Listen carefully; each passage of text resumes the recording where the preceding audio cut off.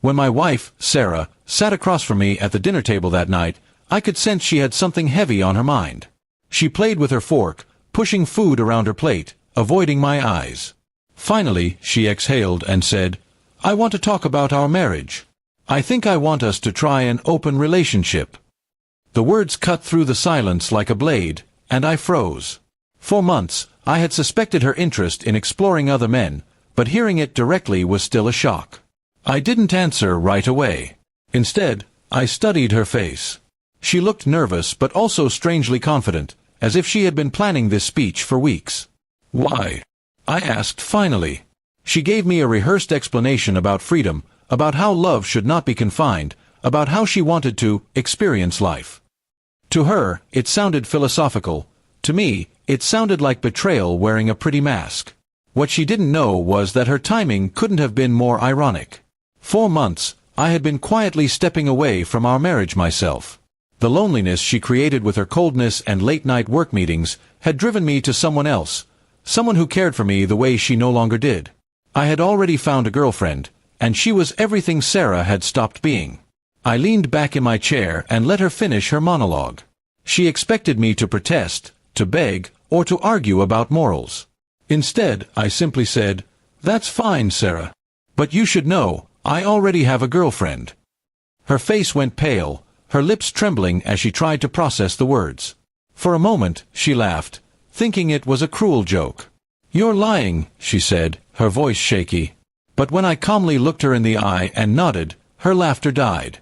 You've been cheating," she stammered. I replied, "You call it cheating. I call it filling the void you created long ago." The room grew tense, her shock turning into rage. "Who is she?" she demanded. I refused to answer. "That doesn't matter. What matters is, you asked for freedom, and I already took mine."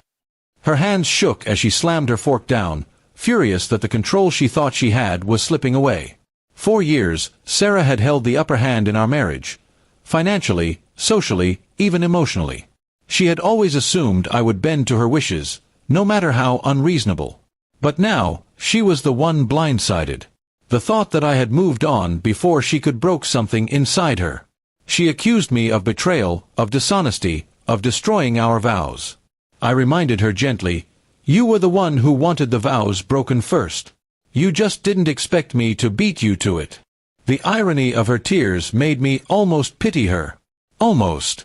Over the following days, the house was filled with arguments. She threatened divorce, then begged for reconciliation, then swung back to anger. The truth she couldn't digest was simple. She wanted to be free, but she didn't want me free from her. She wanted me trapped while she explored. I, however, was done being her safety net.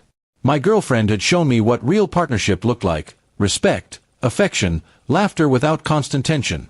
I no longer felt tied down by guilt.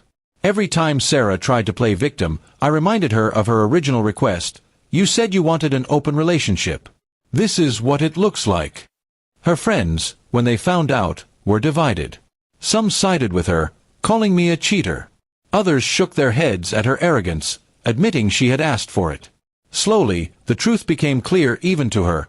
She had gambled on my loyalty, and she lost. Eventually, Sarah filed for divorce, thinking it would scare me.